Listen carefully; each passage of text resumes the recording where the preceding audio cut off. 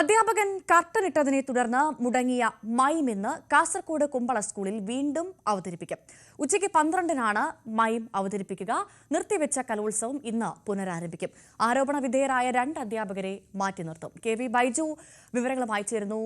ബൈജു, പ്രധാനപ്പെട്ട ഒരു ചോദ്യം, കുട്ടികളുടെ ആവിഷ്കാര സ്വാതന്ത്ര്യത്തെയാണ് തടഞ്ഞത് എന്നുള്ള ഒരു പ്രധാനപ്പെട്ട കാര്യമുണ്ട്. കാരണം ഇത്തരത്തിലുള്ള സമകാലിക വിഷയങ്ങളൊക്കെ പലതരത്തിലും ഇങ്ങനെ മൈമിലൂടെയും മിമിക്രിയിലൂടെയും ഒക്കെ മോണാക്ടിലൂടെയും ഒക്കെ കുട്ടികൾ അവതരിപ്പിക്കാറുണ്ട്.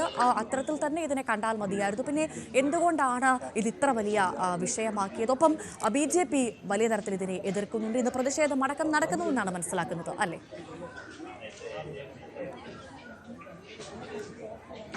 അതെ ഭവ്യ, ഞാനിപ്പോൾ ഉള്ളത് കുമ്പള ഗവൺമെന്റ് ഹയർ സെക്കൻഡറി സ്കൂളിലാണ്. ഇവിടെ ഇപ്പോൾ വെള്ളിയാഴ്ച നിർത്തിവെച്ച ആ കലോത്സവം ഇപ്പോൾ വീണ്ടും ആരംഭിച്ചിരിക്കുന്നു. അതാണ് ഏറ്റവും പുതുതായി നൽകാൻ കഴിയുന്ന വിവരം.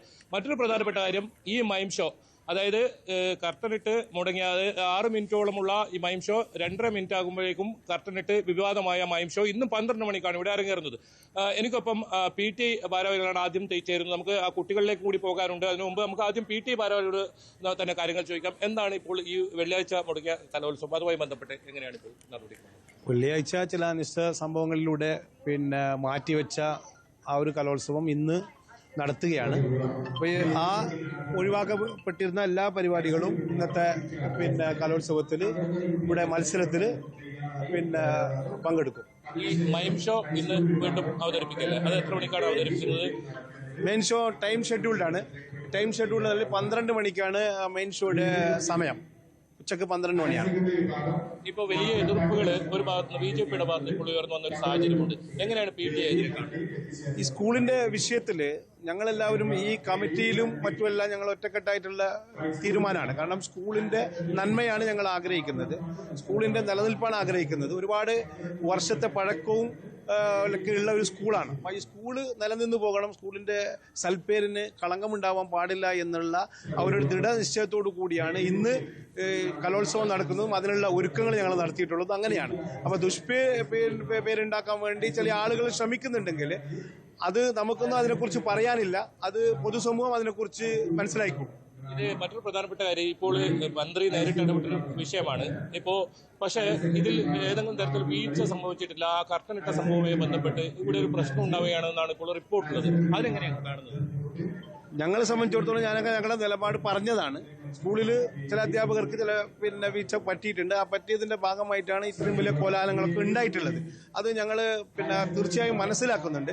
അതിന്റെ ഭാഗമാണല്ലോ ക്യാൻസൽ ചെയ്ത കലോത്സവം വീണ്ടും ഇവിടെ അവതരിപ്പിക്കും. ഞങ്ങൾ ആദ്യം തീരുമാനമെടുത്തു. ബഹുമാന്യനായ കേരളത്തിന്റെ വിദ്യാഭ്യാസ വകുപ്പ് മന്ത്രി അതിൽ സന്ദർഭോചിതമായി ഇടപെടുകയും ഇതിന്റെ നിലപാട് വളരെ കൃത്യമായി വ്യക്തമാക്കുകയും ചെയ്തിട്ടുണ്ട്. ഈ പലസ്തീൻ ഐക്യദാർഢ്യ മൈം ഷോന് പൂർണ്ണ പിന്തുണ അതിന് പിന്തുണയാണ്. കാരണം അത് നമ്മൾ ഒരു മാനുഷികമായി കാണുന്ന ഒരു വിഷയമാണ്. അത് അതാത് കാലങ്ങളിൽ വരുന്ന വിഷയങ്ങളെ ഇതുപോലുള്ള മെയിമിലൂടെ, അതുപോലെ തന്നെ മറ്റുള്ള ടേബിളോ മറ്റുള്ള വിഷയങ്ങളിലൂടെയൊക്കെ കലോത്സവ വേദികളിലൊക്കെ കുട്ടികൾ അവതരിപ്പിക്കാറുണ്ട്. ഇതിന് മാത്രം എന്താണ് ഒരു വിവാദം? ഇതിന് വിവാദമാക്കേണ്ട വിഷയമില്ലല്ലോ. കാരണം ഇതുപോലുള്ള ഹിരോഷിമ നാഗസാക്കിയിലുള്ള അന്നത്തെ വിഷയങ്ങളെ കുറിച്ചൊക്കെ അതാത് കാലഘട്ടങ്ങളിൽ ഇപ്പോഴും ആ സ്റ്റേജുകളിൽ അത് അവതരിപ്പിക്കുന്നുണ്ട്. അതിലെന്തെങ്കിലും പ്രശ്നമുണ്ടോ? ഇല്ലല്ലോ. ഇനി ഇതിന് മാത്രം എന്താണ് വലിയ പ്രശ്നം? ഇതൊരു മുസ്ലിം പ്രശ്നമോ വർഗീയ പ്രശ്നമോ അല്ല.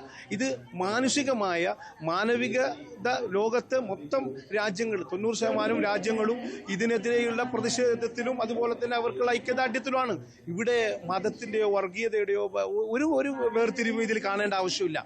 മദർ PTA പ്രസിഡന്റ് കൂടി നമ്മോടൊപ്പം ചേരുന്നുണ്ട്. അവരുടെ അഭിപ്രായം എടുത്തതിനു ശേഷം ഭവ്യ നമുക്ക് ആ സ്റ്റേജിലേക്ക് കൂടി ഒന്ന് പോകേണ്ടതുണ്ട്. ഇപ്പോൾ ഈ മൈം ഷോ വീണ്ടും തുടങ്ങിയാണ്. ഇതിന് മദർ PTA, അതായത് PTA ഉൾപ്പെടെ പിന്തുണയുണ്ട്. പിന്തുണ എന്ന് പറഞ്ഞാല് കുട്ടികളെ പരിപാടിയല്ലേ, അതിനായിട്ട് നമ്മൾ ആരും എതിർക്കുന്നില്ല. പക്ഷേങ്കിൽ കുട്ടികൾ മൈമിൽ ഉപയോഗിക്കാൻ പാടില്ല എന്ന് പറയുന്ന സാധനം ഉപയോഗിക്കുന്നതിനോട് യോജിക്കാൻ പറ്റില്ല. നമുക്കിപ്പോ ഏതെങ്കിലും തരത്തിലൊരു വീഴ്ച വന്നിട്ടില്ല. ഈ മൈം ഷോ നിയമപരമായി തന്നെ ഇവിടെ അവതരിപ്പിക്കാൻ പറ്റും എന്ന് തന്നെയാണ് നല്ല രീതിയിൽ അവതരിപ്പിക്കാൻ പറ്റും എന്ന് തന്നെയാണ് വിചാരിക്കുന്നത്. അപ്പം മെനിയാന്ന് നടന്നതിന്റെ സത്യാവസ്ഥ നമ്മൾ ആരും കണ്ടതല്ല. അതുകൊണ്ട് നമുക്ക് അതിനെ പറ്റിയിട്ട് ഇപ്പോഴും നമ്മൾ എന്താണ് സംഭവിച്ചത് വെള്ളിയാഴ്ച എന്നുള്ള കാര്യത്തിൽ ഒരു വ്യക്തതയില്ല. അപ്പൊ എന്തുകൊണ്ടാണ് കർട്ടൻ താഴ്ത്തിയത് എന്നുള്ളതും അറിയില്ല.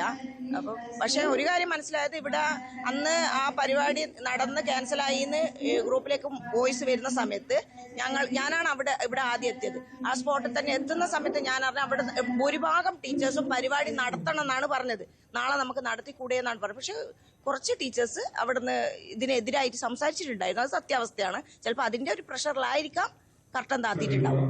ഈ കർട്ടൻ താത്തവർക്കെതിരെ ഏതെങ്കിലും തരത്തില് നടപടി ഉണ്ടാകുമോ? എന്താണ് അതില് PTA ഒരു തീരുമാനം? നടപടി അവര് നിരപരാധിയാണെങ്കിൽ നമ്മൾ പറഞ്ഞിട്ട് കാര്യമില്ല. അവരിപ്പോ നിരപരാധിയാണെന്ന് നമുക്കറിയില്ലല്ലോ. അവർ നിരപരാധി ആയിരിക്കും എന്നാണ് എൻ്റെ ഒരു വിശ്വാസം. കാരണം വെച്ചാൽ അന്ന് ആ സ്പോട്ടിൽ വന്ന സമയത്ത് അദ്ദേഹം പോലും ഈ കർട്ടൻ താത്തി എന്ന് പറഞ്ഞ 2 അധ്യാപകർ സംസാരിച്ചത് പിന്നെ നാളെ പരിപാടി നടത്തണം. പക്ഷെ അങ്ങനെ ഒരു ഉദ്ദേശമുള്ളവർ ഒരു കാരണവശാലും ആ കർട്ടൻ താത്തു എന്ന് എനിക്ക് തോന്നുന്നു.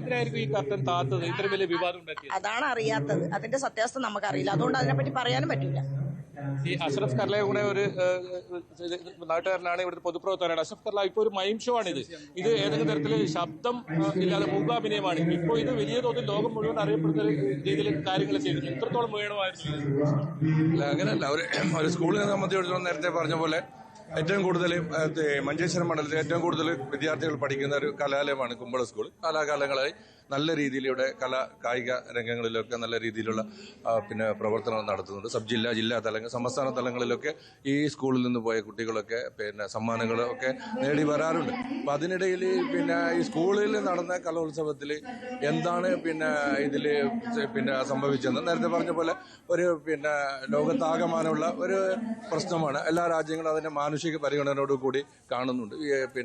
പലസ്തീൻ്റെ വിഷയം എന്ന് പറയുന്നത് അതിനോട് അനുകമ്പ കാണിച്ചാലോ അതല്ലെങ്കിൽ അതിനോടൊരു തത്വത്തിലൊരു യോജിപ്പ് നടത്തിയാലൊന്നും അതൊരു വലിയ പ്രശ്നമാകേണ്ട കാര്യമല്ല. അപ്പോൾ ഇവിടെ എന്താണ് സംഭവിച്ചതെന്ന് ബഹുമാനപ്പെട്ട വിദ്യാഭ്യാസ വകുപ്പ് മന്ത്രിയും അതുപോലെ തന്നെ ജില്ലയിലെ വിദ്യാഭ്യാസ ഉന്നത ഉദ്യോഗസ്ഥന്മാരും PTAയും ഒക്കെ അതുമായി ബന്ധപ്പെട്ടുള്ള ചർച്ചകളും കാര്യങ്ങളൊക്കെ നടന്നുകൊണ്ടിരിക്കുകയാണ്. അതിന്റെ അടിസ്ഥാനത്തിൽ എന്താണോ തീരുമാനം, ആ തീരുമാനമായിട്ട് മുമ്പോട്ട് പോകുന്നതായിരിക്കും സ്കൂളിന്റെ മുന്നോട്ടുള്ളവരാണ് നല്ലത് എന്ന് വിശ്വസിക്കുന്നു.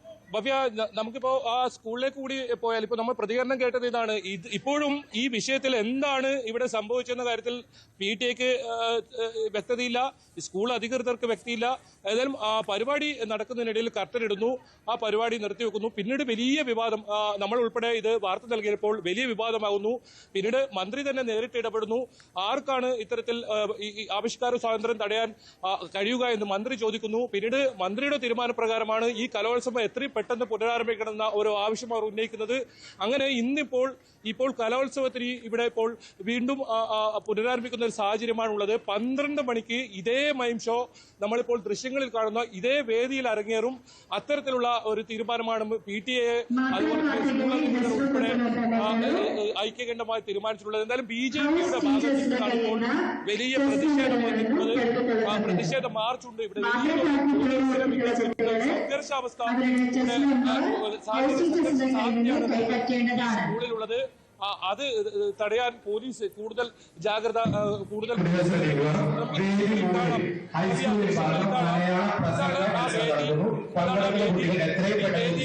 കുട്ടികളൊക്കെ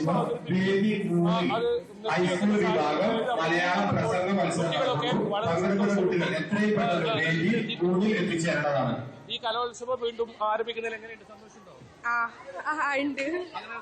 ഈ മൈം ഷോ നിങ്ങൾ കണ്ടിരുന്നോ? ഇല്ല. എന്താണ് അതിനെ കുറിച്ചുള്ള അഭിപ്രായം? മൈം ഷോ നിങ്ങൾ കണ്ടിരുന്നോ? എന്താണ്? ഇല്ല, ഞങ്ങൾ പോയിനി. ഈ കലോത്സവം നിർത്തിവെച്ചപ്പോ ഒരു സങ്കടം ഉണ്ടായിരുന്നു. ഇപ്പൊ വീണ്ടും ഇത് കലോത്സവം വീണ്ടും ആരംഭിക്കാണ്. എങ്ങനെ കാണുന്നു? സന്തോഷമാണ്. അത് കുട്ടികളെല്ലാം വലിയ സന്തോഷത്തിലാണ്. കാരണം അവർ 2 ദിവസത്തെ കലോത്സവം, വെള്ളിയാഴ്ചയാണ് ഈ കലോത്സവം തുടങ്ങിയത്. വെള്ളിയാഴ്ച വൈകിട്ട് 6 മണിക്കാണ് ഈ മൈം ഷോ ഇവിടെ അവതരിപ്പിച്ചത്. ആ വേളയിലാണ് ഒരു 2 മിനിറ്റ് മാത്രം ഈ മൈം ഷോ ആരംഭിച്ച് 2 മിനിറ്റ് ആകുമ്പോഴേക്കും തന്നെ ഈ കർട്ടൻ താഴ്ത്തി പിന്നീട് കലോത്സവം തന്നെ നിർത്തിവെക്കുന്ന ഒരു സാഹചര്യമാണ്. അങ്ങനെ കലോത്സവം പുനരാരംഭിക്കുക, ഈ മൈം ഷോ തടസ്സപ്പെടുത്തിയവർക്കെതിരെ നടപടിയെടുക്കുക, ഇതായിരുന്നു പ്രധാനമായും MSFും KSUവും SFIയും ആവശ്യപ്പെട്ടത്.